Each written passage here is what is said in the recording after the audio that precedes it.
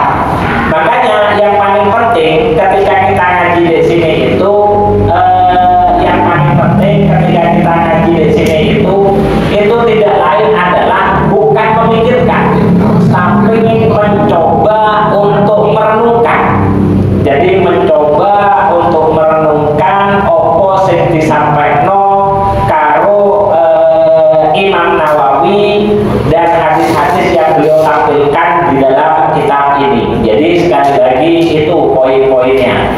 Jadi kalau ngaji ini tidak perlu kakek mikir kalau ini nasihat. Yang paling penting harus kita renungkan.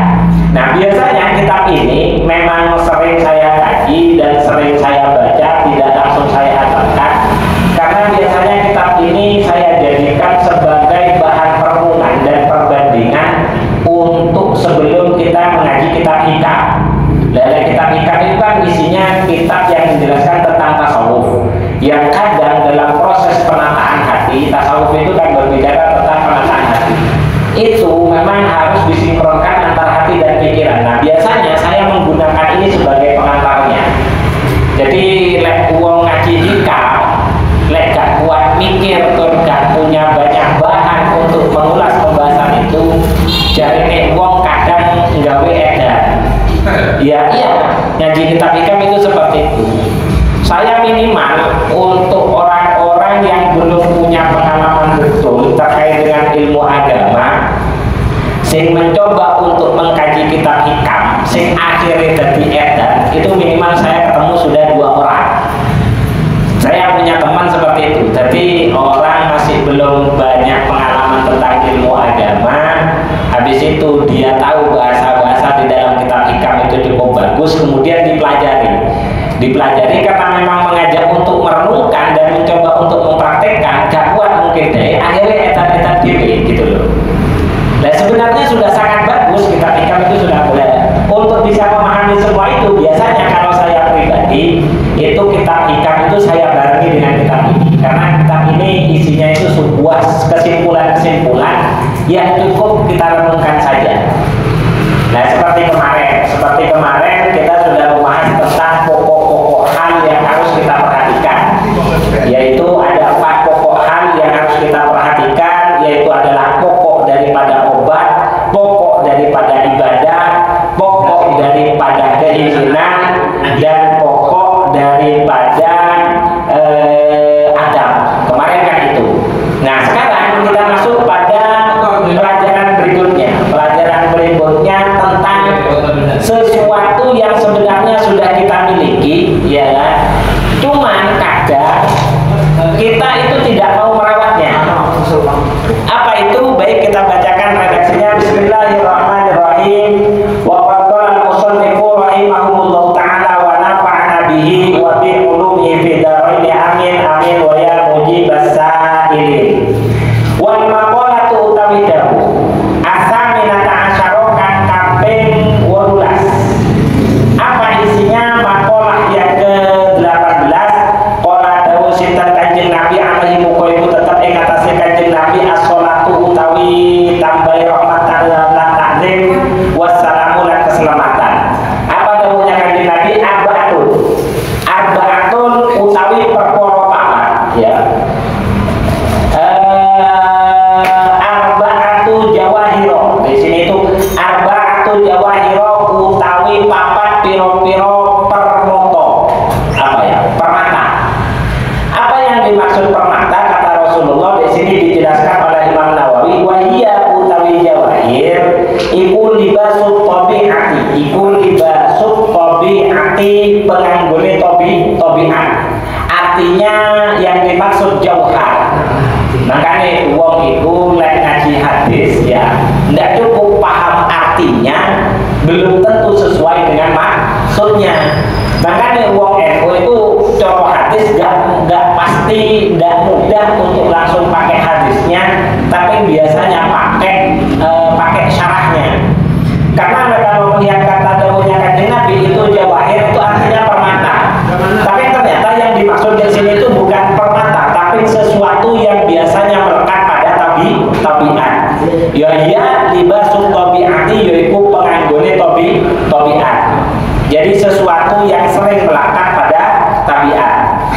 Sekali lagi, di sini itu hadisnya adalah arba'atu jawahiro, yang artinya adalah 4 mutiara. Itu bahasa hadisnya. Kenapa kok perlu syarah? Disyarahi oleh Imam Nawawi. Di sini itu adalah libasut tabiati, yaitu adalah sesuatu yang sering melekat pada tabiat. Yang artinya 4 hal ini biasanya melekat kepada tabiat.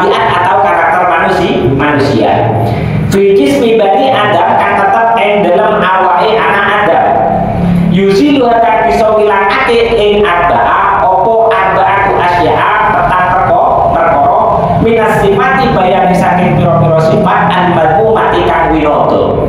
Ada 4 karakter yang baik yang dimiliki oleh manusia. Cuman wis gak usah dipikir mana, ini mesti bener ini, soalnya ini jauh. Cuman 4 hal itu akan kalah dengan karakter yang lain yang juga melekat pada diri manusia. Yang pertama, amal jawahir anakun utawi permotosin pertama iku fal aklu akan. Jadi yang pertama tabiat jawahir permata yang diberikan oleh Allah kepada manusia yang pertama itu adalah akal. Jadi ini akal di sana harus dijaga. Wa utawi al-aqlu iku jawharun rohaniyun. Jawharun yaiku permoto rohaniyun kang rohani. Kholaqau kang nyiptakake ing jawhar utawa ing akal sinten Allah Ta'ala hale maha dhuwur sinten Allah. Muta'alliqon hale persambungan di badan insani kelawan awake menungso. Nah, ini penjelasannya gini. Kalau kita buka kitab Mursyidul Amin, syarah dari kitab Ihya Ulumuddin, biasanya bahasa-bahasa yang kita tahu, akal, hati, ya kan? Jadi ada akal, ada hati, terus kemudian ada hati, ada sanubari. Ya, terus juga ada yang namanya ruh. Ini untuk mikir. Dan perkara yang dimaksud di sini itu bedanya ada akal, ada hati, ada ruh. Kalau penjelasan secara umum, penjelasan secara pokok dari ketiga hal itu semuanya adalah sesuatu yang sifatnya muhaniyah yang tidak tahu kecuali Allah. Aslinya pokoknya udah ngerti. Yang asli seperti itu. Cuman secara badaniah, secara konsep biologi manusia, kalau akal itu biasanya identik dengan otak. Ya, kalau akal identik dengan otak. Kalau hati itu identik dengan apa? Yang ada di dalam paru-paru. Nah, kalau ruh biasanya identik dengan nyawa. Kan gitu kan pemahaman manusia kan. Padahal kalau keterangan yang di dalam kitab Mursyidul Amin, ketiga hal ini memang adalah sesuatu yang satu sebenarnya. Sesuatu yang satu, yaitu adalah latifah robbani. Sesuatu yang lembut yang sifatnya ketuhanan.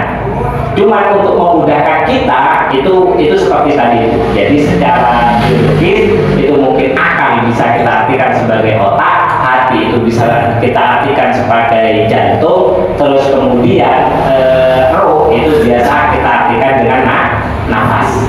Ya, bisa kita artikan dengan nafas. Yang karena ada ruh juga ada nafsu bahasa kita. Sama, nafsu itu juga sama. Nafsu, roh, terus kemudian akal, terus kemudian kolbun, hati itu sebenarnya bahasanya sama. Kalau di dalam kitab Mursyidul Amin secara rohani, yaitu adalah latifah robbaniyah, yaitu sesuatu yang lembut yang sifatnya ketuhanan. Tidak perlu jauh ke sana, yang penting kita paham yang dimaksud akal itu adalah sesuatu yang bisa membedakan baik dan buruk. Intinya itu. Karena ada, kalau sesuatu yang pasti baik itu hati, Pak. Sesuatu yang pasti baik itu hati. Sesuatu yang biasanya buruk itu nafsu. Lah akal itu pembeda antara keduanya. Mana itu yang baik, mana yang itu buruk, itu adalah akal. Mudahnya seperti itu. Jadi kalau akal itu bisa mengikuti kata hati, apik manusia. Jadi akal kalau bisa mengikuti kata hati, apik manusia. Tapi akal kalau sudah mengikuti hawa nafsu, maka hati yang senantiasa berbicara tentang kebaikan itu akan dikalahkan oleh akal yang sudah ditopang oleh nafsu. Contoh. Allahu Akbar, ini paling gampang sudah. Allahu Akbar, biasanya hati kan ngomong zuhur, ya kan? Ini mesti sudah. Nah karena akal itu Pak, akal itu ditopang karo nafsu apa? Lalu nafsu ngomong sih penggagaku dulu mari. Lalu tinggal mana yang lebih kuat nanti? Kalau nafsu sudah ditopang oleh, kalau akal sudah ditopang oleh nafsu, gampang waktu ini si akeh. Itu pasti seperti itu sudah.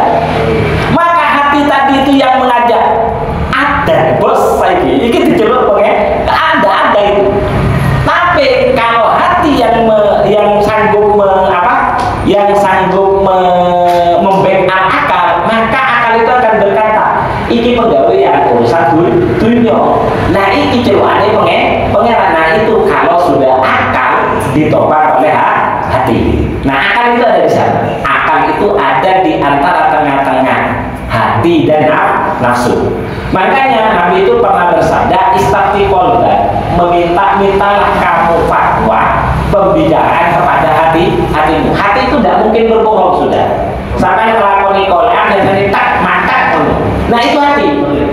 Makanya Nabi itu kalau kamu sulit membedakan baik dan buruk, itu cukup tanyakan kepada hatimu. Cuma masalahnya manusia itu sulit membedakan mana hentakan hati dan mana hentakan nafsu. Nah itu, jadi itu akal ya. Jelas sampai di sini ya akal. Nah akal itu kata Rasulullah itu adalah permata yang diberikan oleh Allah yang ada pada diri manusia. Yang kedua itu adalah wadi agama. Wadilum agama. Kemarin saya sudah menjelaskan tentang adin ya. Adin itu wakeh, artinya adin itu wakeh. Cuman di sini itu lebih spesifik, wahua utawi adin iku ma perkara yang kang ngajak-ngajak apa ma ashabal ukuli wong kang duweni akal ila qabuli ma maring nerimo perkara huwa kang utawi ma iku min Rasulillah sallallahu alaihi wasallam. Jadi yang dimaksud dengan agama itu adalah segala sesuatu yang dibawa oleh Rasulullah, ya kan? Yang dibawa oleh Rasulullah. Maka segala sesuatu yang tidak dibawa oleh Rasulullah dan tidak diajarkan oleh Rasulullah itu bukan bagian dari agama. Baik. Jadi perkara sejak podo atau Rasulullah itu bukan bagian dari agama. Engkau nanti beletek di urusan bid'ah nanti. Ya, nanti pertanyaannya itu. Apakah harus semuanya sama seperti Rasulullah? Nanti itu ada pembahasannya. Yang penting adin itu perkara, jadi sesuatu yang bisa diterima oleh akal dan itu sudah disampaikan atau diperoleh dari Rasulullah. Segala sesuatu yang dibawa oleh Rasulullah pasti sudah diyakini, pasti tidak akan pernah bertolak belakang dengan akal sehat manusia. Meskipun kadang manusia belum sanggup untuk menjangkaunya. Contoh seperti dawuhnya Rasulullah, sumu tasihu, puasalah kalian maka niscaya kalian itu akan sehat. Normalnya manusia itu mikir leposo iku gak marai sehat tapi marai lemas, ya kan? Nah, kadang pada saat dia belum menjangkau apa yang dimaksud oleh Rasulullah, jangan sampai menyalahkan dawuhnya Rasulullah. Agak benar Rasulullah. Jadi leposo itu sehat, ya kan? Ternyata aku poso malah lemas. Pasti apa yang disampaikan oleh Rasulullah itu tidak akan pernah bertentangan dengan akal sehat manusia. Dan terbukti hasil penelitian, orang yang berperilaku seperti halnya orang yang berpuasa dan orang yang berperilaku tidak seperti halnya orang yang berpuasa justru kalah sehat dengan orang yang berperilaku seperti halnya orang yang berpuasa. Itu membuktikan kalau semua yang disampaikan oleh Rasulullah itu tidak akan pernah bertentangan dengan akal sehat manusia. Cuma kadang manusia tidak semua sanggup menjangkaunya. Jadi yang kedua kata Rasulullah, sesuatu yang sangat berharga dalam diri manusia itu adalah agama. Terus yang ketiga wal haya'u sifat isim. Dan yang keempat itu adalah wal amalu, yaitu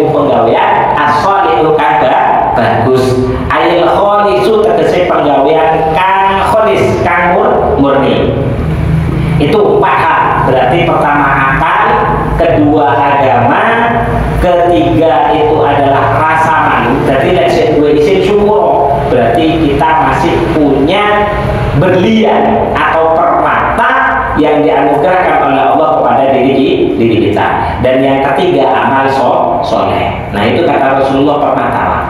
Kata Rasulullah permata.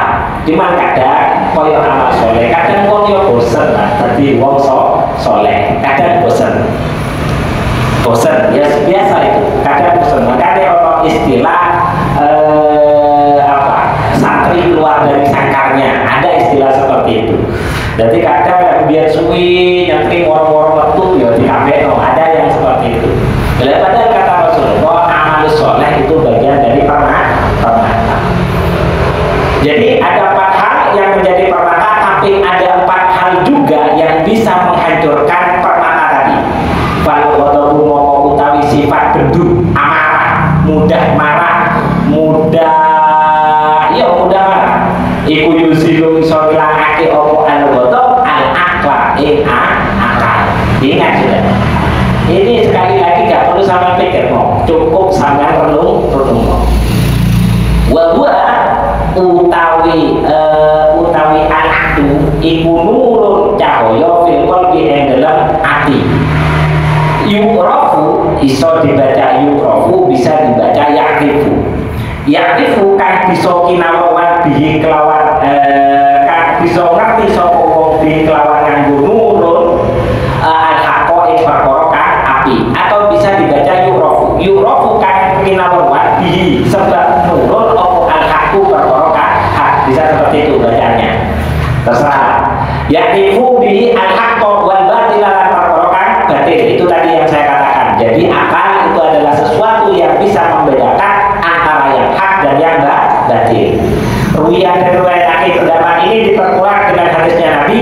Ruwiyah dan riwayat opo annahu satamani Rasulullah sallallahu alaihi wasallam iku qala dawuh sinten Rasul, ya Muawiyah, he Muawiyah, iya kamu mokso sapa sira ing awak sira, wal ghadaba lan mokso sapa sira ing sifat amarah, ing sifat pemarah. Fa innal ghadaba mokso satamani ghadab utawa pemarah iku yufsidu iso rusak apa ghadab al-imana ing keimanan, kama yufsidu kaya oleh rusak apa as-sibru. Sibrun itu brotowali itu adalah sejenis tumbuhan tapi rasanya pahit ya. Kalau kita artikan mahoni lah ya. Yufsidu kan bisa rusak apa as-sibru brotowali utawa mahoni an-asala ing madu. Jadi sifat ghadab itu bisa merusak kepada keimanan. Dengan pastikan kita dalam melakukan sesuatu jangan sampai dalam kondisi amarah, karena segala sesuatu yang muncul pada saat kita marah itu tidak akan pernah bermanfaat untuk diri kita ya. Karena satu kalau harus kamu itu dari mikir Pak, gak kira mikir ya kan. Kadang ngamuk gara-gara ngamuk ya kan. Ngandani anak atau ngandani apa, kadang-kadang marah kita melempar sesuatu yang berharga ya kan. Kadang-kadang kayak gitu kalau pengen anaknya menang, lewis anaknya menang ya kan, lewis anaknya menang akhirnya kan menyesal, aduh kadung tak lempar, misal kayak pot atau apa, kadung tak lempar rusak ya wis. Nah itu akibat orang yang melakukan dengan dalam kondisi marah. Ada beberapa hal yang pernah didhawuhkan Rasulullah pada saat kita marah agar marah itu tidak sampai merusak kita. Kalau kita marahnya di waktu berdiri, itu diminta untuk duduk. Jadi lepas ngamuk sama niku pas kepaingan usahakan duduk. Lek sama ngamuk pas waktu ngadeg, usahakan duduk. Kalau sama ngamuknya pas waktu duduk, usahakan sama terletak tidur. Jadi kayak mau disini ya. Kalau sudah tidak kuat, itu segera cari air. Karena dawuhnya Rasulullah, marah itu adalah setan, setan itu tercipta dari api, dan api itu kalahnya dengan air. Makanya sama kalau lihat-lihat film itu, ketika orang marah habis bertengkar, biasanya yang di kamar mandi, mariono, ndelok, kocok, karo nyiram rai. Dan seperti itu kan? Ya memang seperti itu. Itu Rasulullah mendahulukan seperti itu. Tujuannya apa? Yaitu tadi agar amarah kita tidak sampai merusak pada akal.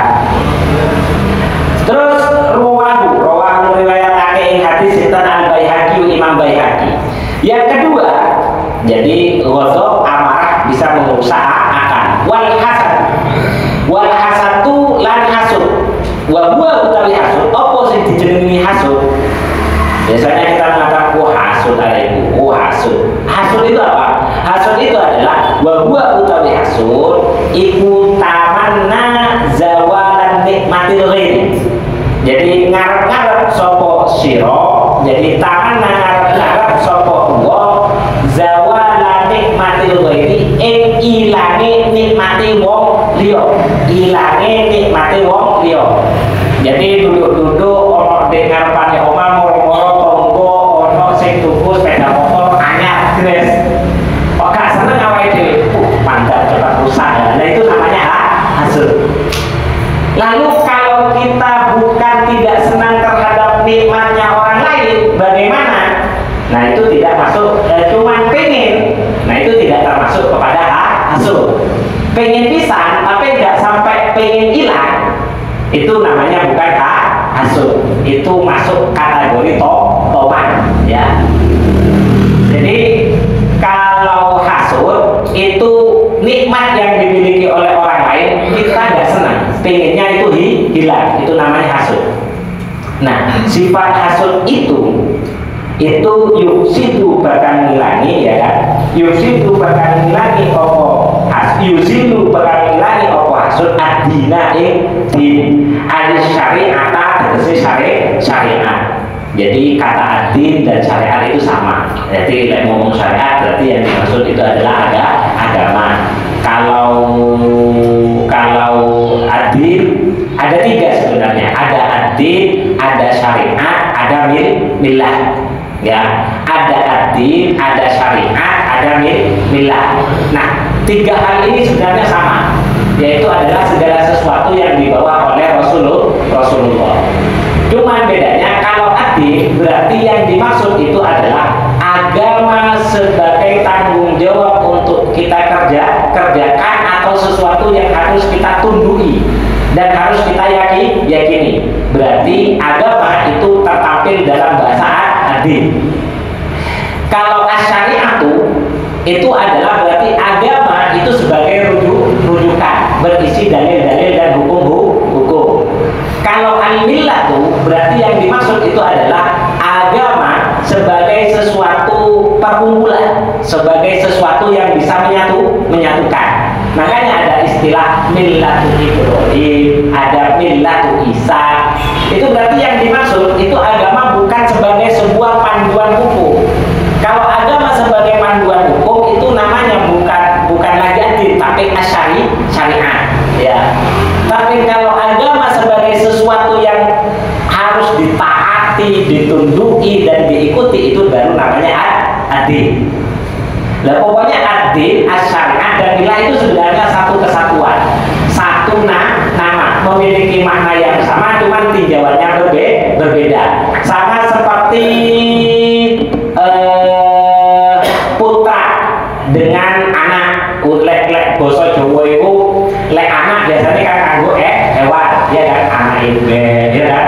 Kalau Madura itu ono anak karo buduk, kalau Madura anak mesera buduk sapa, padahal maknanya sama, cuman penggunaannya berbeda. Bahasa Jawa kan juga ada loh.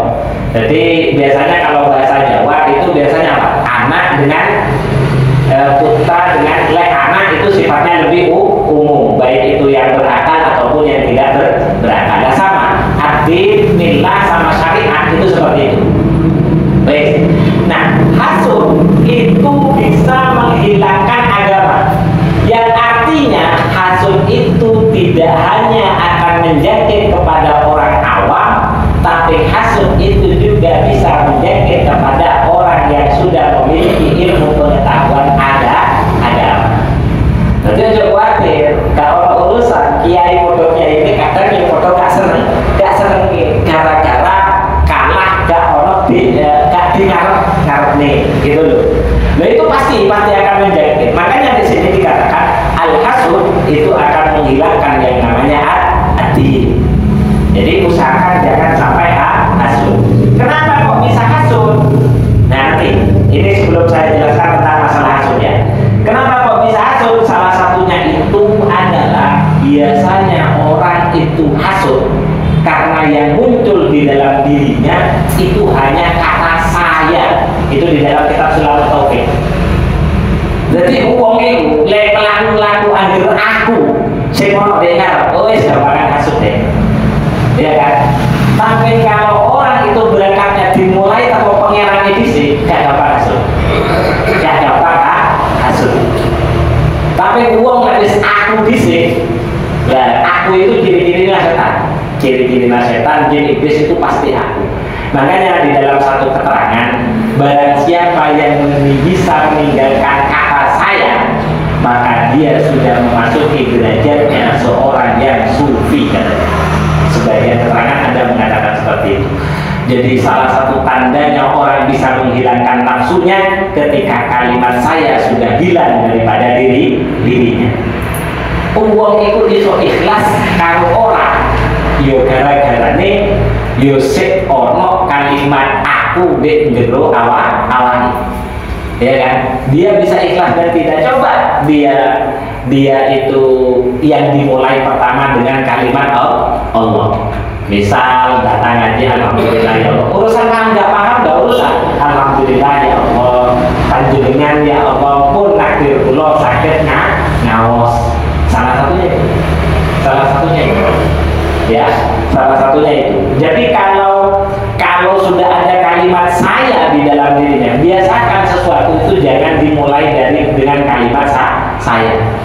Makanya di dalam kitab salah satunya yang saya tahu itu kitab Sulamun Tauhid. Siapa yang bisa menghilangkan kata saya di dalam dirinya itu sempurna iman. Kamulah iman.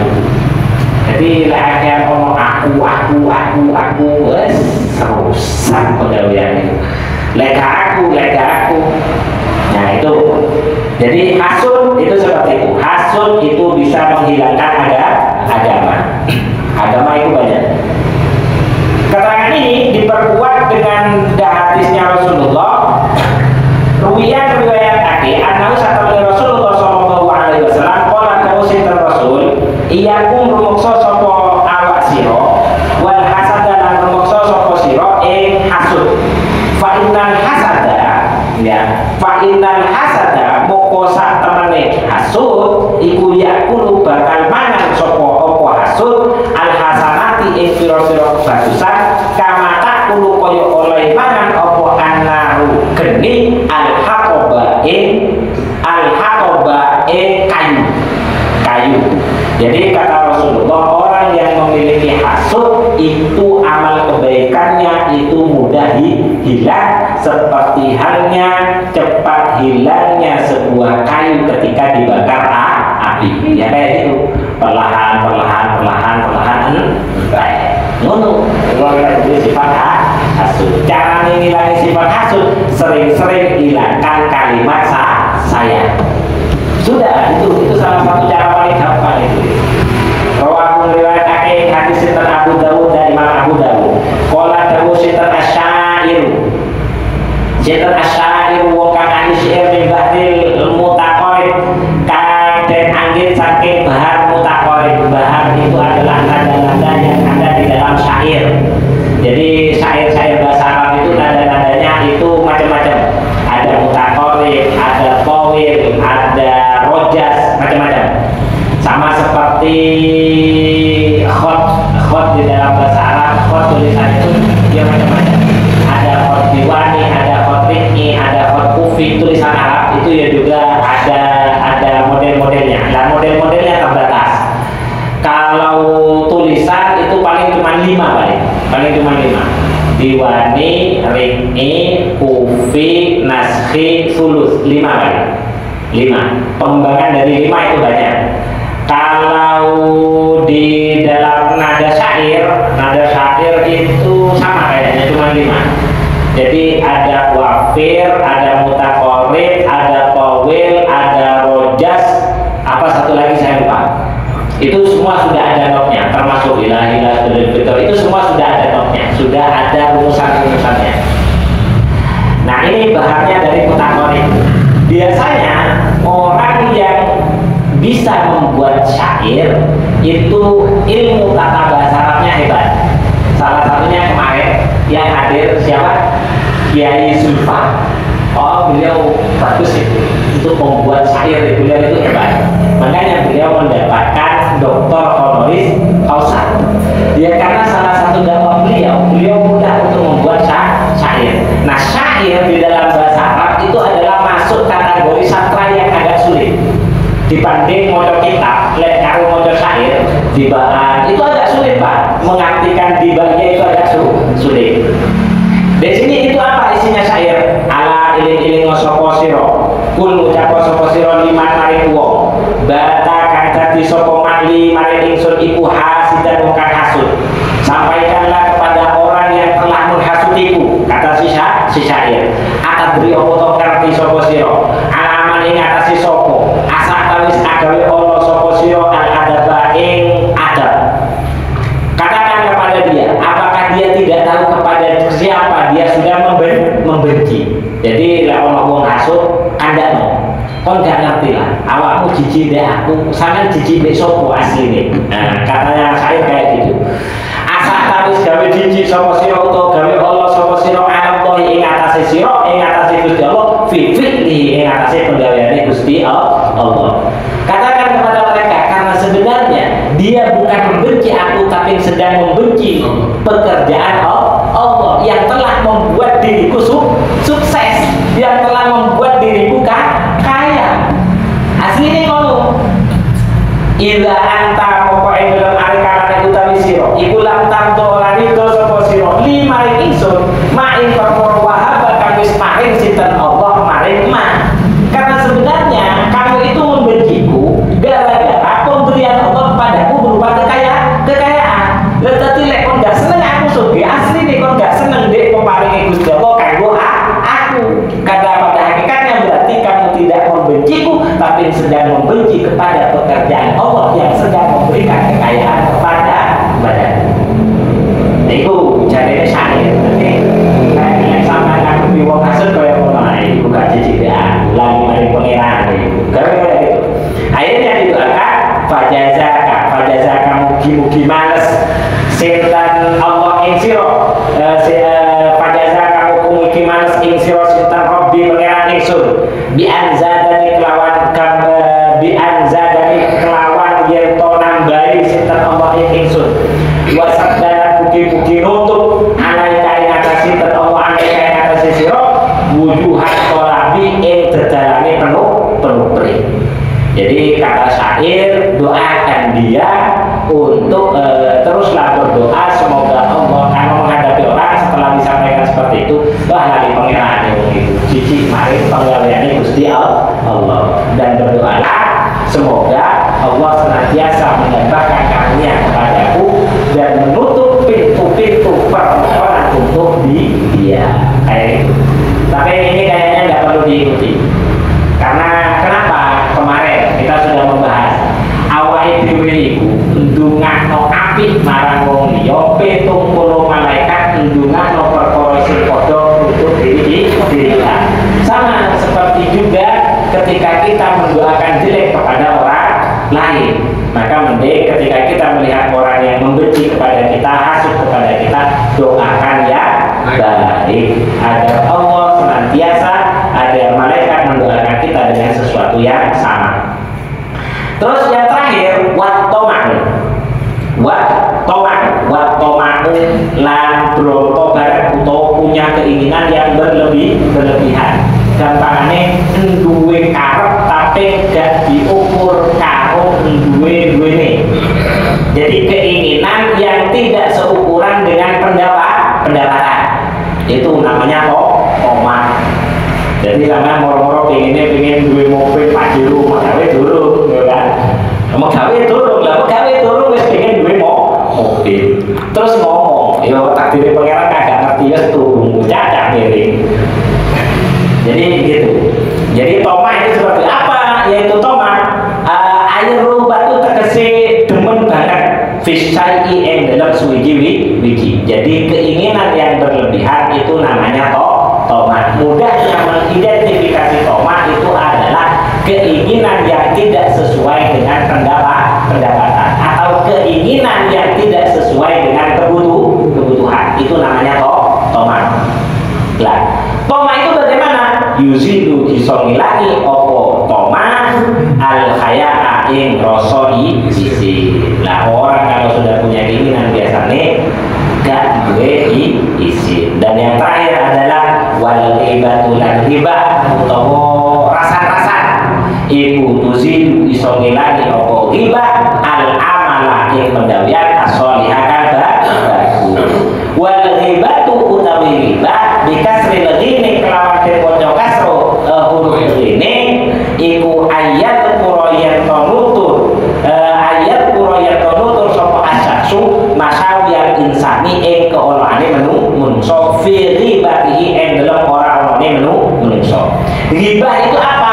Yaitu adalah membicarakan kejelekan orang lain pada saat orang tersebut itu tidak ada. Makanya pengen nyontoh lo. Terus bagaimana kalau kita ingin mencontohkan kejelekan orang lain agar tidak ditiru oleh orang yang kita ajak bicara? Jangan sebut nama, jangan sebut merek, ya. Itu biar tidak masuk pada kategori ghibah. Jadi gitu. Kalau sudah menyebut ghibah, salah satu standarnya ghibah itu gini. Seandainya ada orang lain jelek, terus kita bicarakan kejelekannya, kalau orang lain tahu dia bakal marah, itu ghibah. Salah satunya yang memberikan indikasi seperti itu. Makanya sebagian ulama ngomong elek wong, tapi sebagai contoh ada orang yang tidak marah, ada orang yang tidak marah. Misal gara-gara awal dhewe akhlak dan sudah sering terjadi sering terjadi perkumpulan kayak musbah, ya kan? Sing sering diomong itu ruhin, ya kan? Nah, ruhin itu jelas-jelas tidak akan marah. Nah, itu tidak akan masuk riba. Karena yang dimaksud dengan riba, salah satu ulama itu memberikan standar seandainya dibicarakan pada saat dia ada, dia itu akan marah. Nah, itu riba. Kalau di sini kan keterangannya cuma membicarakan kejelekan orang lain pada saat dia tidak ada. Nah, sebagian ulama itu menambahkan kira-kira kalau orangnya itu ada, dia akan marah. Maka ketika tidak marah, itu tidak masuk pada kategori ghibah. Nah, kayak musbah, Mas Rugen itu kan kadang kan tidak ngaji. Nah, ketika dibicarakan itu ya tidak akan marah karena sudah terbiasa. Jelas sampai di sini ya. Jadi sebagian ulama ada yang memberikan standar seperti itu. Membicarakan kejelekan orang lain pada saat orang lain itu tidak ada. Wa illam takun fihi, ya.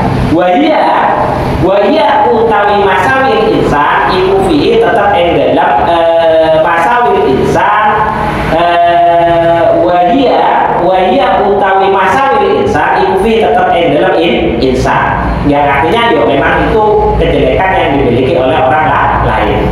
Wa illam takun lan lamun ora ono apa masawil insan fihi ing dalam insan fahiya moko utawi zikru masawil insan iku bukanun aran goro atau fitnah. Jadi kalau memang orang itu jelek terus kemudian kita bicarakan di sini, itu namanya ghibah. Kalau ternyata orang itu sebenarnya tidak jelek, cuma kita kabarkan jelek, itu namanya fitnah, ya.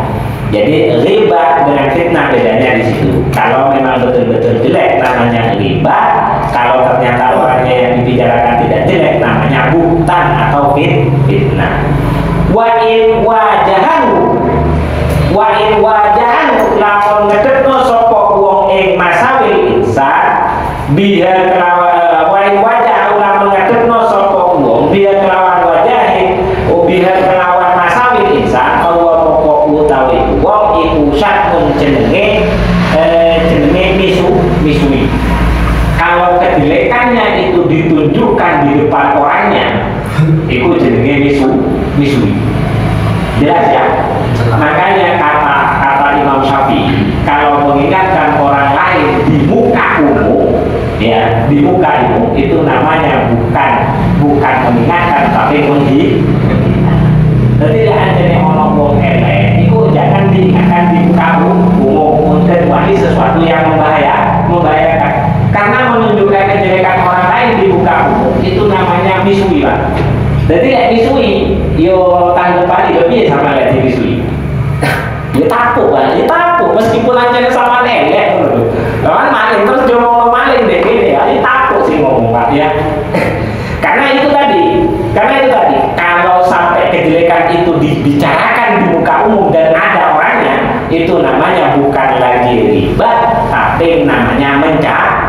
haji. Jelas sampai di sini ya? Itu saja yang bisa saya sampaikan dalam pertemuan kali ini. Insya Allah besok kita akan membahas tentang sesuatu yang lebih penting dari sesuatu yang ada menurut kita itu penting. Untuk sekarang kita hanya akan membahas tentang masalah mutiara yang kata Rasulullah SAW ada pada diri kita. 4 mutiara itu adalah akal, yang kedua itu adalah agama, yang ketiga itu adalah perasa malu, dan yang keempat itu adalah amal soleh. Akal itu akan hilang dengan marah, terus agama itu akan hilang dengan hasud, rasa malu itu akan hilang dengan yang namanya tomat, dan amal soleh itu akan hilang dengan yang namanya riba. Itu diingat sudah. Sama itu penggaweannya sama api terus, tapi senang riba, itu tetap akan hilang amal soleh yang sangat lakukan. Semoga dengan kajian ini kita betul-betul bisa menjaga anugerah Allah minimal yang 4 tadi: akal, rasa malu, terus kemudian agama dan amal soleh. Itu saja, kurang lebihnya saya mohon maaf. Mungkin ada hal yang perlu ditambahkan atau ada hal yang perlu didiskusikan, waktu dan tempat kami persilakan. Kalau tidak ada atau diskusinya kita lanjutkan setelah kita tutup saja. Kita tutup kajian kali ini dengan pembacaan suratil Fatihah dan wal asri, dan ditutup oleh doa. Ala hadhihi wa la kulli niyatin shalihah wa la khususan lil muallif hadzal kitab wa nafa'ana bihi wa bi ulumi fid dharain amin wa li jami' masyayikhina wa syaikhi masyayikhina wa li jami' ustadzina wa ustadzina wa li jami' awliyatis wa li jami' awliyatil Indonesia wa li jami' awliyatil dunia radhiyallahu anhum wa sayyidi sadati sufiyatil muhaqqiqin wa ulama'il 'amilin wa la'ibatil mujtahidin Allah ta'ala yahya bihi ma yadihi wa yumituna bi madadihi wa yafa'una bi barakatihi wa alwanihi wa asrarihi wa ulumihi fi dunya wal akhirah. Al-Fatihah. A'udzubillahi minasyaitonir rajim. Bismillahirrahmanirrahim. Alhamdulillahirabbil alamin arrahmanir rahim maliki yaumiddin. Iyyaka na'budu wa iyyaka nasta'in. Ihdinas siratal mustaqim, siratal ladzina an'amta 'alaihim ghairil maghdubi 'alaihim waladdallin. Bismillahirrahmanirrahim.